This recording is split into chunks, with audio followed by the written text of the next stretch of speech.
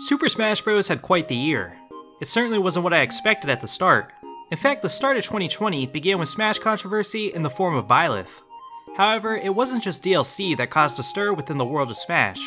From Ultimate to Melee to COVID to the community members themselves, Super Smash Bros. Has seen quite possibly the most controversial year in its entire history.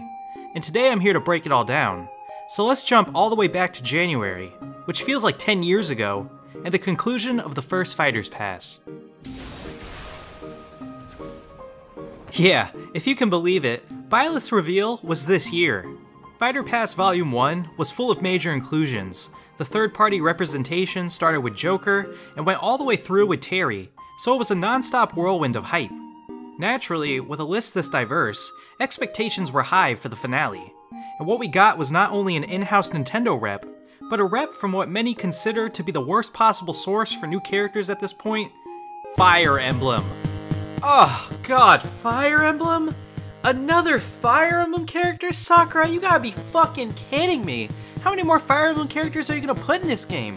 You might as well call it Super Fire Emblem Bros. And for the down special, Byleth channels all their energy into a devastating strike. That's actually kinda cool. Now, in my personal opinion, Byleth is a sick character. In fact, in terms of playstyle, they're one of my absolute favorite DLC characters so far. I've always been one to care more about how a character functions rather than what they represent, so for me, it was cool to have a fun new character. That wasn't the case with a lot of other people though. My god, the rage was at an all-time high when this character was revealed. A wasted slot, some said. Others were just sick of Fire Emblem. Many fans who had not seen their dream fighter felt it was unfair that Fire Emblem was getting so much representation, which is perfectly fair, but the way that the community handled it caused a huge divide and a lot of arguments, so basically, it set the entire stage for the clusterfuck that was to come in 2020. With quarantine in full swing, Smash Bros. Was forced to be played exclusively online. And if you've played Ultimate Online, you know that this is pretty much a nightmare scenario for the majority of players. The competitive scene began a gauntlet of online events, and players began to detest the lack of LAN adapters, the Wi-Fi jank, the unpredictability of brackets, and the lack of true player-to-player interactions that helped them improve at offline tournaments. New tier lists and metas were being formed based on how good your character is in lag, and all of these factors led to many dedicated players becoming burnt out, and some even quitting the game altogether. The game needed a spark, something to get people excited again. And that one thing was hopefully in the form of a new character. A character from a game that, well, oh god. Back in March, it was revealed that a new fighter from ARMS was coming to Smash. Naturally, the speculation was buzzing and the excitement was mounting, but it was different this time around. For starters, it was the first time that Nintendo revealed the source material that a new character was coming from. That game happened to be ARMS, which is regarded by the majority of people to be one of the most disappointing Nintendo IPs in a very long time. Barebones gameplay led many people to drop the game as quickly as they picked it up, so for a lot of Smash fans, they weren't too excited for an ARMS character in the game. And the fact that we knew it was coming also killed the hype for a lot of people. Regardless, the excitement of seeing which ARMS character it would be still got me interested. After all, in my opinion, if there's one thing ARMS does right, it's the roster of really cool and unique looking fighters. So, I was personally looking forward to the reveal. Yo, can't wait for that new ARMS character, dude, it's gonna be so hype! I'm still kind of excited.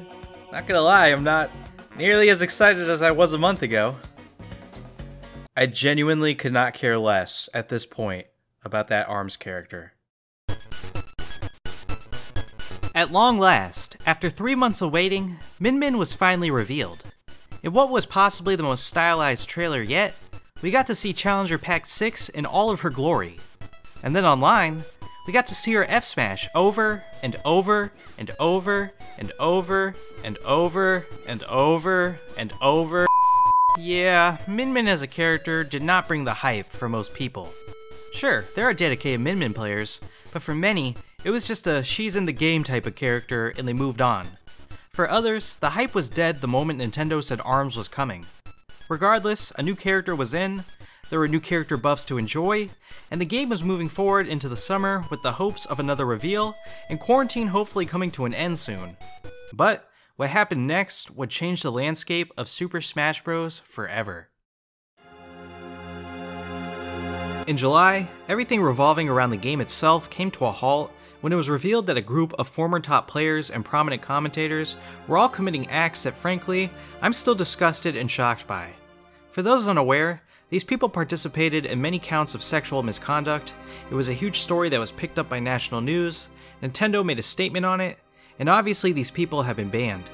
Divides in the remaining community popped up when some people began defending them simply because they enjoyed them as personalities. It created a terrible stigma to be associated with Super Smash Bros., and many once passionate fans of the game left the community, while those who stayed behind in hopes of rebuilding were left feeling betrayed and lied to by these former stars of the game. With the pandemic taking its toll on the state of the game itself being exclusively online, the last character reveal being one of the most lackluster in the eyes of the general public, and a number of huge representatives of the community being outed, the game needed something major to turn the tides. July, August, and September came and went with a continued decline in the player base and interest in the game, but then, we got to October. When the world needed him most, he came to our aid. In what is by far the most widely acclaimed Smash reveal of all time, Steve from Minecraft acted like a savior to the game, single-handedly reigniting the excitement, hype, passion, and drive that the community so desperately needed. It was so fucking hype that he literally crashed Twitter with the initial flood of reactions, and since his reveal, has been the main topic of discussion in Super Smash Bros. Ultimate. For those of you who have been subbed to my channel for a while, you know just how excited I was for his inclusion in the game, and in my opinion, he couldn't have been released at a better time. His moveset is exciting, he brought a ton of Minecraft fans over to Smash, and just when you think Sakurai couldn't outdo himself, he once again raised the bar. Steve ushered in a new era of excitement for Smash again, and there was nothing that was going to be able to kill the hype for the rest of 2020. Oh, god damn it.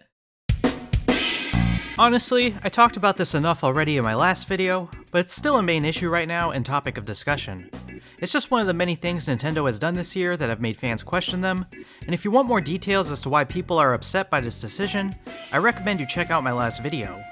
But in a year that has had all sorts of controversy surrounding the world of Smash, this just feels like an icing on the cake type of moment, and I really hope that there will be a way to resolve this moving forward. If this year has taught me anything, it's that you never know what the fuck is gonna happen. Steve being in this game once felt like a pipe dream, we never anticipated a global pandemic, or seeing people who were admired in the community become outcasts. It certainly was the most memorable year for Smash Bros. In my opinion, for better and for worse. But if there's one man that I can have full faith in to continue the excitement and love of the game, it's Masahiro Sakurai. Who knows, maybe the rest of December will bring more to Smash, like at the Game Awards, and even Microsoft has thrown its hat into the competitive Smash scene.